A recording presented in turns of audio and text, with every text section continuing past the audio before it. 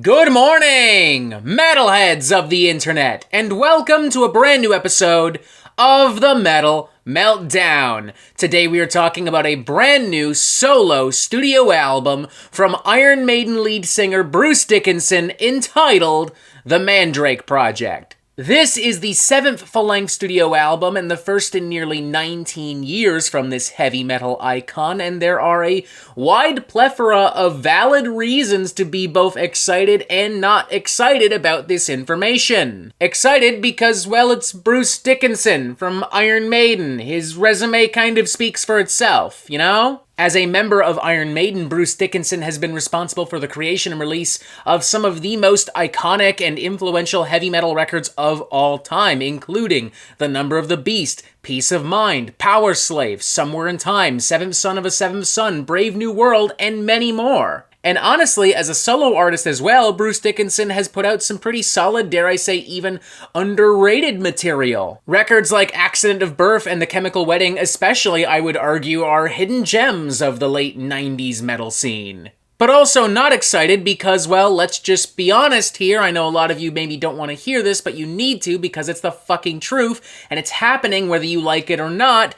Bruce Dickinson is getting older and older, and his voice is getting worse and worse as time goes on. I will concede he is in better shape vocally and physically than the likes of Vince Neil, Ozzy Osbourne, and Danzig, but the point remains. He's 65 years old, and it is starting to show in his vocals, namely on 2021's Senjutsu from Iron Maiden, arguably his weakest vocal performance to date. His voice was consistently pitchy and scratchy and unfocused, and he sounded quite frail, and he had genuine trouble not only maintaining, long, high notes, but frankly hitting them. As a result of all of this, I wasn't entirely sure what to expect from the Mandrake project going in, but I think there was a sliver of me deep down buried in my soul that hoped that I would at least get a solid 3 out of 5 experience. And unfortunately, the album that I hoped that deep down I was going to get is not the album we're talking about at all today. Frankly,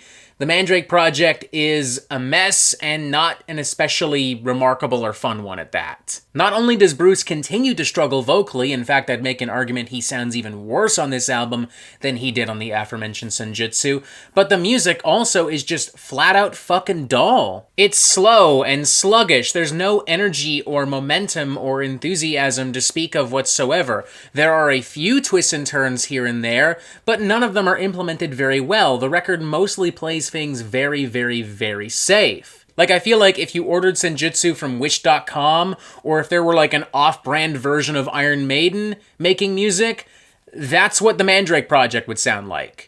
Even on the worst Iron Maiden album, I'm still getting some dynamic, adventurous songcraft, you know? I'm still getting lots of wailing twin guitars, and some, progressive elements here and there, and some classic heavy metal gallops. With this, I'm getting nothing. I'm getting flat, one-dimensional riffs. I'm getting some flat, unbalanced synth work. I'm getting some weird diversions into Latin rock and stoner rock, which interesting in theory, but again, just really poorly implemented. And honestly, just sitting right here, right now, talking about this album, I'm realizing I didn't really like a single thing about this album, and it might be the worst thing Bruce Dickinson has done with any project ever. Now, I will say that the album does start on a semi-decent note with some Melodeath-esque riffage and some subtle, ominous keyboard work transitioning into, in theory, an epic chorus. Think very early Arch Enemy meets a darker take on very early Dream Theater, and I guess you're kind of in the right ballpark. But things spiral pretty quickly from there. The execution on that chorus is just bad. Bruce's howling, belting vocals feel quite forced, and they just don't sound very good. And all of these initially cool riffs and ideas lose their luster as the track goes on, as it feels more and more repetitive and as it grows more and more stale. And from there, it's really just a full-on hard drop into pure mediocrity. Rain on the Graves, for instance, has some weird and unnecessary kind of sleazy, bluesy guitar riffage interwoven with some more basic metallic pounding, and Bruce's belting vocals here, I mean, all of his words blur together and he just kind of sounds like an old man crying out in pain. Then there's Resurrection Men, which opens on kind of a cool note with some Western Spanish kind of vibes, some dirtier, grittier atmosphere atmospheres and textures and some acoustic guitar, and then it goes into like a very basic kind of Iron Maiden B-side knockoff style track, and then from there it goes into some really like drawn out, flat, uninspired stoner rock with some more unnecessary and poorly executed wailing vocals from Bruce. It is certainly an interesting emulsification of metal sounds and ideas, to be sure, to be fair, but ultimately one that falls apart pretty quickly and just doesn't taste or look all that appetizing. Then there's Many Doors to Hell, which to be honest is just like a full-blown dad rock, boomer rock style number. It's so basic, it's so bland, it's so boring. It's got one of the most derivative and forgettable hard rock riffs I've heard in a while, and despite its attempts to sound and feel more progressive, it doesn't actually do anything that progressive at all. It's like the sonic equivalent to the most boring basic man you know, trying to convince you that they're way more intelligent and unique than they actually are. Both Shadow of the Gods and Sonata Immortal Beloved are far too moody and bloated for their own good, the former of which clocking in at 7 minutes long, the latter of which clocking in at 9 minutes long.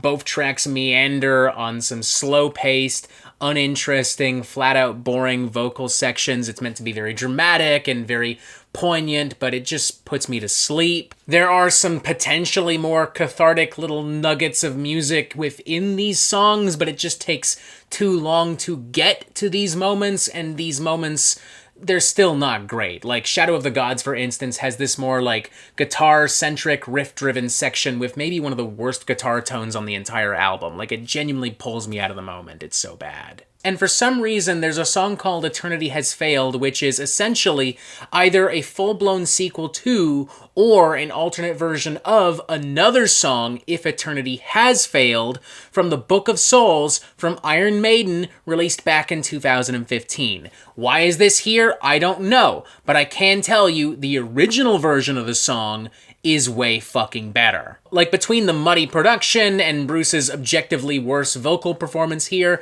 this ends up sounding like something put together by, like, a cover band, and not an especially talented one at that. I'm honestly feeling a 1.5 out of 5 on the Mandrake project. Not only is this a bad album, but I would genuinely argue one of the worst things that Bruce Dickinson has made with any project to date. I promise you I wanted to like this album. I promise you I don't go into albums, especially not made by heavy metal legends, going, hell yeah, I can't wait to rip this motherfucker apart. But there was just nothing that excited me, nothing that interested me. The few little potentially cool moments that are here on this album are drowned out by other things, by Bruce's terrible vocals, by the soft, dull production, by the totally uninteresting and derivative songcraft, by the poor implementation of other styles and sounds. Now, if you were one of those people back in 2021 that was screaming at me at the top of your fucking lungs because I had the audacity to give Senjutsu a 3 out of 5, then maybe there's a solid chance you'll be able to find a place in your heart for the Mandrake project. And if that's the case, more power to you. I'm so happy for you. Please continue to enjoy this album. But to everyone else, I would say stay the fuck away. Like, you're way better off just checking out the other Bruce Dickinson solo albums, namely Accident of Birth and The Chemical Wedding, or better yet, just go listen to the classic Iron Maiden output. Like, this is not fucking it, and I'm not going to pretend that it is just because a classic heavy metal icon is attached.